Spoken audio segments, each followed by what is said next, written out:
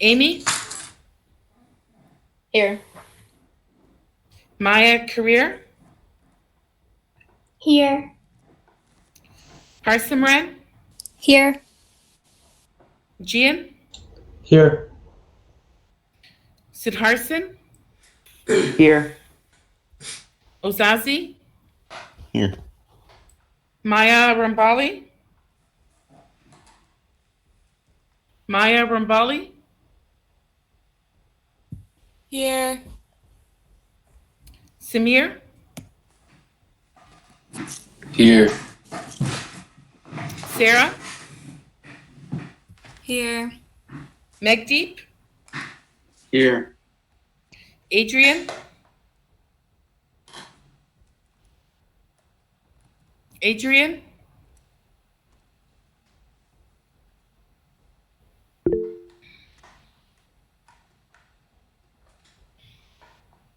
Aiden?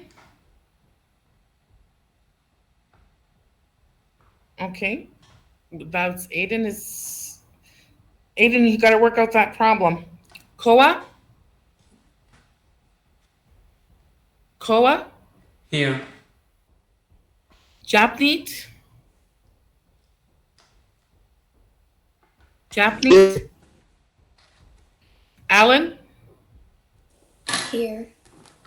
Okay, so we have a problem with attendance. So really there's it says that there's 22 people here. With me, that's 23. That means there's only one person absent, but yet I have 3 people absent. So, Gabrielle, are you here?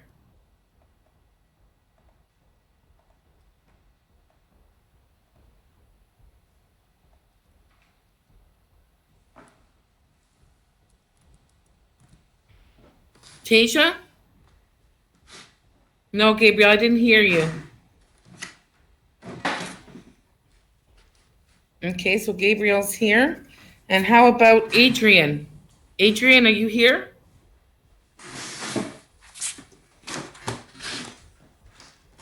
Adrian, I'm here, but my mic doesn't work. Okay, but when I call your name, you still gotta type in here. Okay, now attendance adds up. Okay, guys, take out your study questions for Animal Farm. We're gonna take them up.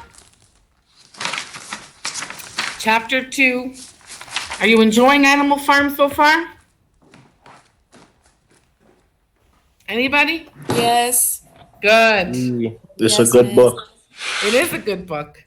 It is a good book. We read good books in grade 11. Othello is like my favorite Shakespeare. Okay. And the other book you're going to read, which we're going to start next week, is My Book of Life. You're going to love that book. And it's contemporary, right? It's modern. So you're really going to like that one. All right. I'm just going to call you at random. See who did their questions. You better have done them.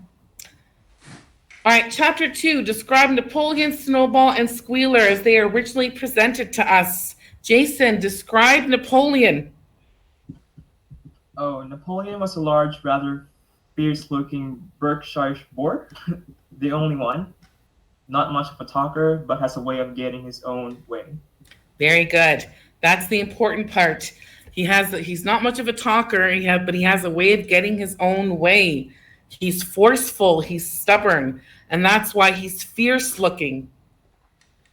All right, how about Snowball? Chelsea?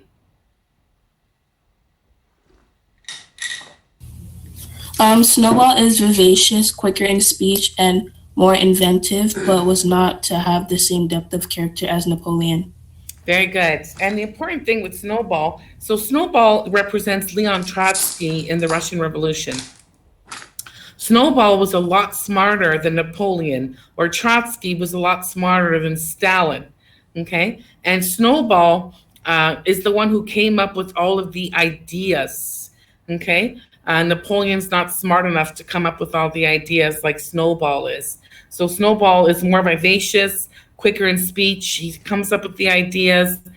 Napoleon is not as smart as Snowball, but he is more of a bully. Just like Joseph Stalin was not as smart as Trotsky, but he was more forceful. He forced himself into the position of leader of Russia. And what about Squealer? Leba? He was a brilliant talker and also persuasive. Very good. He's a brilliant talker. He's very persuasive. He's a small, fat porker with round cheeks and twinkling eyes. And he had a way of skipping from side to side and whisking his tail, which was very persuasive. The others said that Napoleon can turn black into white. Can anyone guess who Squealer might represent in the Russian Revolution?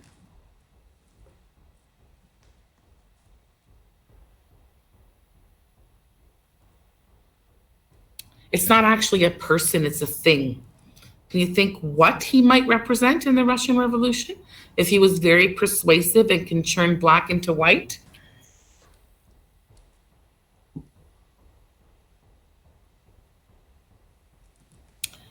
Okay, he actually represented propaganda. Okay, so the government controlled all the newspapers. Okay, and the radio, right? All the radio programs, and they were in control of all the media. What little media they had at that time, which is basically newspapers and radio. The government controlled it, and they would put out a lot of pro-Stalin, pro-communism, pro-Bolshevik party newspapers and information to pretty much brainwash the people. Okay, and that's how they got away with a lot of the things that they did, was because they controlled all the media and they put forward a lot of propaganda that would pretty much brainwash everyone into following them and believing all their stories. So a little later, we're going to see this even more and more with Squealer. Okay, number 2, what is animalism? What does it mean to the animals? Jasmine? Animalism is like communism. To the animals, it means that all animals are treated equally. Very good. So it's a complete system of thought. It's an ideology, okay? And yes, you're right. It represented Marxism or communism in the Russian Revolution. When did the pigs conduct their meetings, Gabriel? The pigs conducted their meetings at night when Mr. Jones was sleeping. Okay, Gabriel, why isn't your camera on? Oh, I switched to the phone, that's why. Okay, you got to keep your camera on, okay? Yes, very good. At night when Mr. Jones was sleeping. Kian, what problems of stupidity and apathy did the pigs confront? Kian? They would always stay loyal to Mr. Jones. They would also refer to him as like master and stuff. Yes, interesting. Very good. So some of them, they still thought that they should be loyal to Mr. Jones, who pretty much enslaved them. They called him master, and they would make such remarks like, oh, Mr. Jones feeds us. If he were gone, we would starve to death. Others asked, so there was also some problems of apathy. Apathy means when, you don't feel like doing anything. You're not willing to put forth the work for something. They would ask questions like, why should we care what happens after we are dead? Or if the rebellion is to happen anyway, what difference does it make whether we work for it or not? Okay, so some problems with loyalty to Mr. Jones, some problems with apathy. So it's not like all the animals were really gung-ho about this rebellion and about this new animalism. And number 5, who was Moses and what story did he spread? Amy? Moses was a tame raven, and he claimed to know of a mysterious country called Sugar Candy Mountain, which is where animals go when they pass away. Okay. And Maya, career. What was Sugar Candy Mountain like?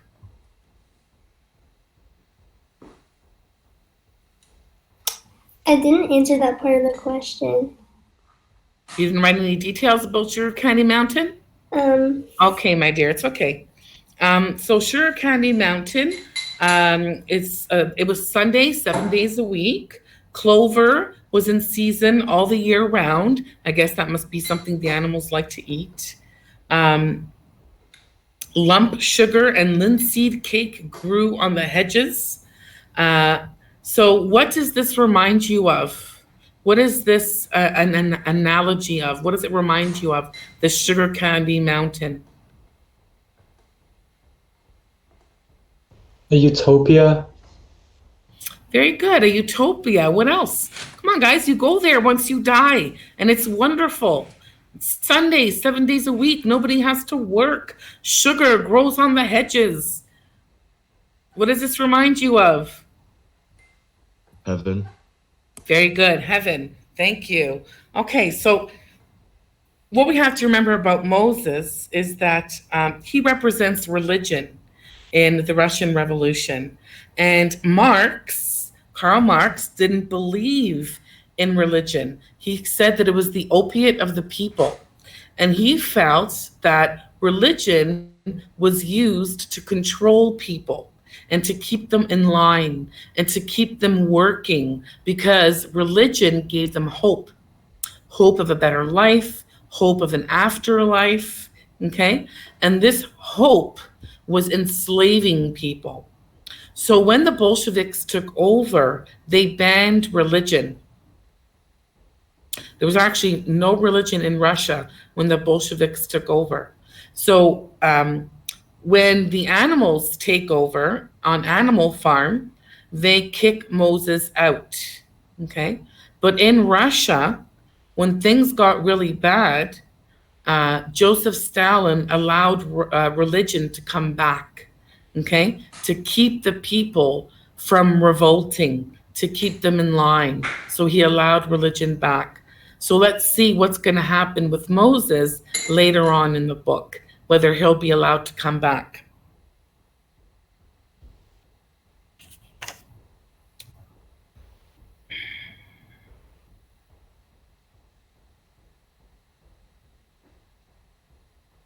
Number 6, what started to happen to the farm under Jones?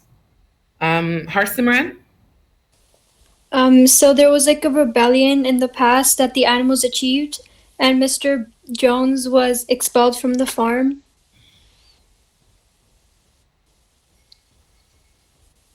Okay, but I'm talking about before the rebellion. So what started happening to the farm under Jones before the rebellion? Alan? His men were idle and dishonest, and the fields were full of weed, and the buildings needed roofing, and the hedging were neglected, and the animals were underfed.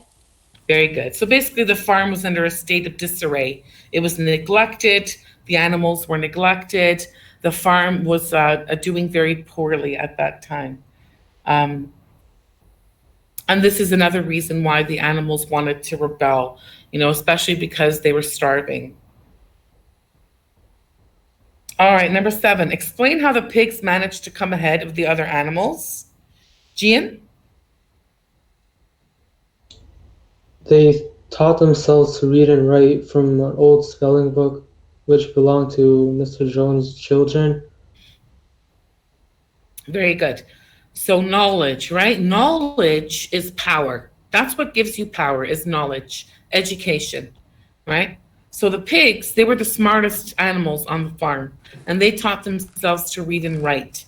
And this gave them an upper hand over all the other animals. They also, because they learned to read and write, they were the ones who came up with the 7 commandments. Old Major was a pig, they were pigs. So they kind of affiliated themselves, and the other animals kind of like compared them to Old Major as well, because Old Major was also a pig and they were pigs. And the most important part of this is that they are the smartest animals on the farm. And the number one fundamental principle of both animalism as well as Marxism is equality. But this is a very idealistic and altruistic principle. We can say that everyone is equal, but this simply isn't true, not even here in Canada. It is impossible to achieve true equality because what we don't have is equality of predicament. Write that down. Equality of predicament. That is a big issue in this book. Equality of predicament means the traits that you are born with. We cannot be equal if we are not all born the same. So for example, the pigs, and in real life it's true, the pigs are actually very smart animals. The pigs are born smarter than the other animals. So that gives them a natural edge over the other animals. It even says a little later in the chapter that, the horses, Boxer, and I think it was Muriel, are very hardworking, but they're dumb, right? And once they were taught things, they could absorb the information, but they couldn't actually come up with any ideas of their own. Like the pigs who came up with the 7 commandments, like the pigs who taught themselves how to read and write. So because the pigs are smarter, this automatically puts them above the other animals. And therefore, you can't really achieve true equality. This can be said of other things as well. Some people are born natural leaders, okay, like the pigs, right? And other people are more followers. So we can never have true equality. That's why animalism and Marxism doesn't really work in real life because of human nature.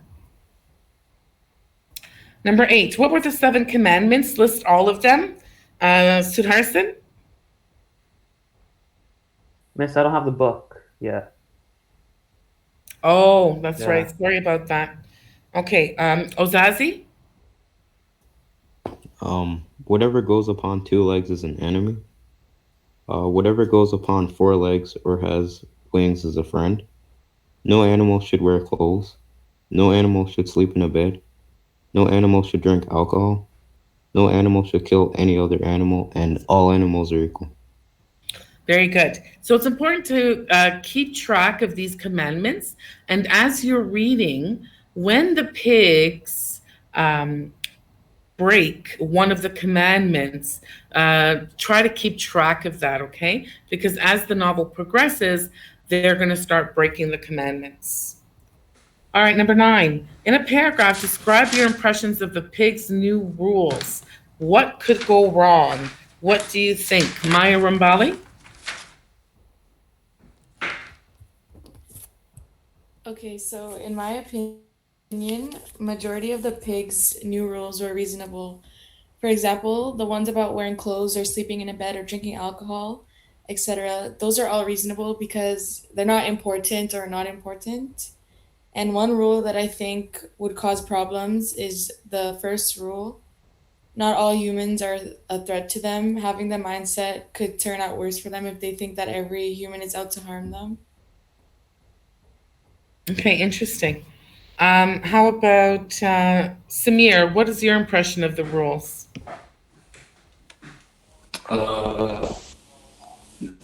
The pigs, they vote in the rules, which is unfair and like not democratic. So they're, and I don't think that other animals should follow them. And my guess is that they won't because there's no like police to enforce these rules. Well, that's an interesting point because under Marxism and communism, the people are actually supposed to choose the leader. They are supposed to vote for a leader, okay? But Joseph Stalin forced himself into the leadership. No one ever voted for him, okay? And there was certainly no votes in the entire time that he reigned as leader of Russia. And just like in the book, the leader that is going to emerge is not voted on. And neither were these commandments really voted on. You know, they weren't. So the idea of democracy comes into play. Okay.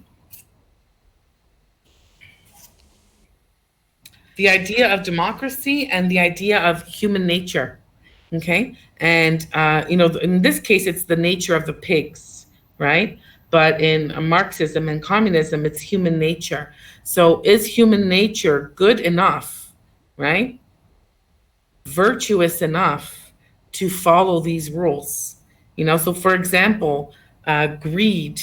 Can greed take over?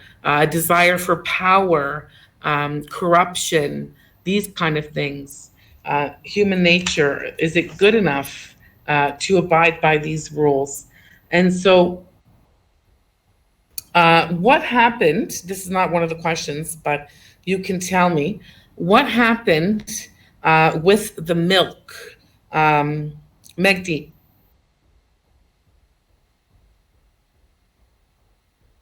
The pigs said leave the milk alone for now. Okay, very good.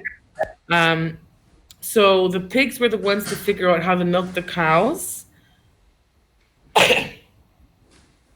Everyone asks what's going to happen to the milk, right? Because all the animals enjoy milk. All the animals want some milk.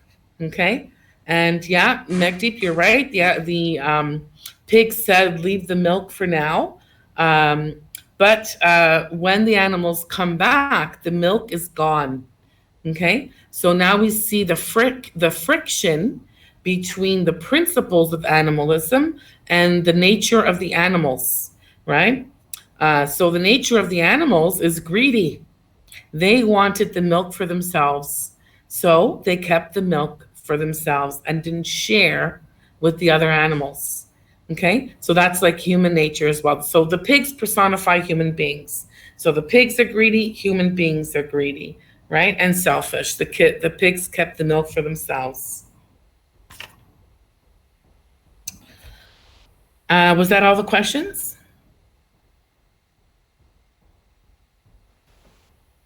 That's all the questions, right? Okay. Are there any questions about this chapter? No? Okay. Yesterday I had you guys copy down some literary terms, right? Okay, so we're going to do a little activity. You are going to come up with your own example that you come up with yourself. The only thing I will allow you to look up and plagiarize is your puns, okay? Because those are hard, okay? But try to find some funny ones. So you're going to make up like your own example of a metaphor, your own example of a simile, okay? You're going to do each of those that I gave you yesterday. I'll give you some time to work on it, and then you're going to present them, okay? Any questions? Jean, okay, so start working on that. Keep your cameras on.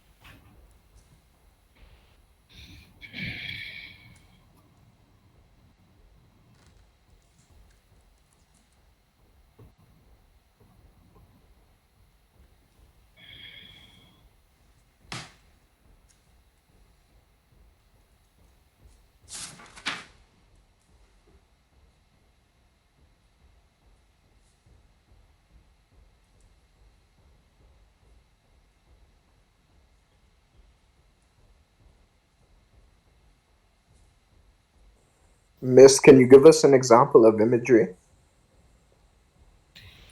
So imagery would have to be, I don't have an example of imagery because I'd have to read it from somewhere. But imagery is when you describe something in minute detail. Okay. So for example, do you have a pet? Yeah. Okay. So imagine you had to describe your pet in a way that if I could close my eyes, I could picture your pet. So using vivid adjectives and sensory details. Okay. Oh, okay. Okay.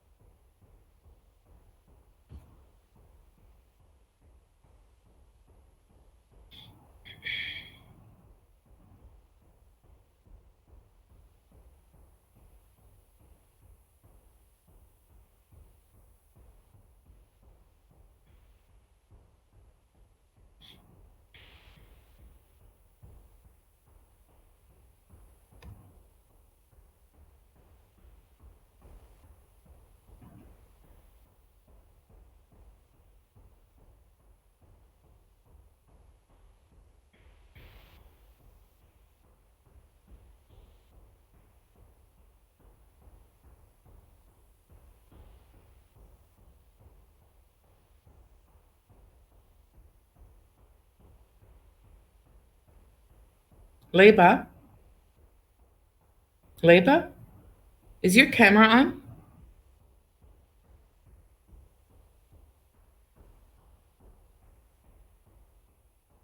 Leba, Yes, Miss? is your camera on? Yeah, I turned it on. It's on? Yeah. I can't see you. I think I see you there. Okay.